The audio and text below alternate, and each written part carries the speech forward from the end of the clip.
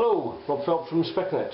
So this month I want to talk to you about search engine marketing, search engine optimization, basically getting your website up onto the front page of the search engines. What's the difference? The IT industry, as we know, has loads and loads of acronyms, and it's difficult to keep track of them even when you're in the industry sometimes. But SEO stands for search engine optimization, and this is the natural listing area, and it's the part below the sponsored link part. Google, for example, has an area at the top and down the right hand side which is all the sponsored links or pay-per-click links.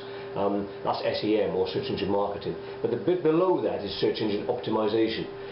If you get into that area, and it is quite difficult and takes quite a lot of work to get into that area, but it costs you nothing when someone clicks on you. So it's a great area to be in, and statistically people often won't click on the pay-per-click part. Users are getting quite educated now in that they know it's sponsored and therefore people are paying for it. So that's the area you really want to be into. The other area is SEM, search engine marketing, or pay-per-click. The advantage of pay-per-click is that you get up onto the front page of the search engine immediately. You haven't got to wait a couple of months for the search engines find you and naturally put you up there. Bang, you're there straight away. The drawback is every single time someone clicks on you, it's going to cost you some money. You can set your budget, so a bit like a pay-as-you-go mobile phone. Once your budget runs out, the service disappears.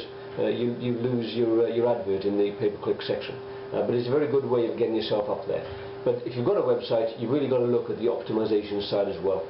Two very important parts, SEM and SEO. The other part I'm looking at is a number of sort of strategies really to increase traffic to your website, and this kind of fits nicely into the search engine optimization area of your website as well. First one is newsletters. Create a newsletter. PDF is a great format. Search engines love PDFs because they expect them to be very rich with text and everything in them. So regardless of what your business is, you should be able to create a newsletter in a PDF format to tell your customers and prospects all about you. Blogs. Again, blogs by their very nature are regular updates to a website. So again, these are great areas. Again, search engines love blogs. They love regular changes to a website. One of the things I often say is that the way Google looks at it, every month Google will look at your website, and if your website hasn't changed, then are you still in business? Do you care about your website? And Google's sort of approach really is that if you don't care about your website, why should I? So if you make regular changes to your website, then Google's going to think, oh, these people care, things are moving on, they're still in business, yeah, I'll re-index them based on some new search phrase and push them higher up the listings. Get a content managed website. A lot of websites are what we call static websites, in that you can't easily change the content yourself. You have to go back to your web designer and do it. We offer that sort of service too, so there's nothing wrong with that service. If you haven't got the time, you might just want to send your web company an email and say, please can you put this onto my website, and they'll sort that out for you. But if you want to change the content regularly and the content of all the pages, then a content managed website is a good way to go. Search engine optimization, I've mentioned that already, but this is an important part. Regular updates, text-rich updates, all these things will help your website. Another way you can do it is ad hoc updates. A little bit like I mentioned, if you have a static website, you send an email to your web design company. This is an ad hoc change.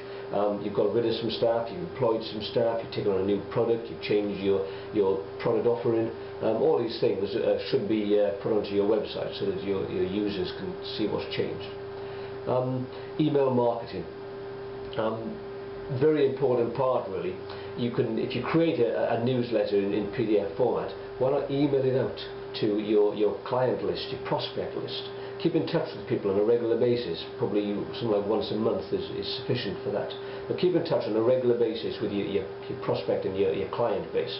Show them that you're still in business, things are moving on in your business, and perhaps it's moving on in their business as well.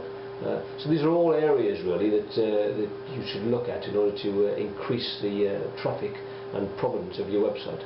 So in summary then, newsletters, PDF format, blogs, get a content managed website, search engine optimization, ad hoc changes if you haven't gone for the content managed website, and email marketing.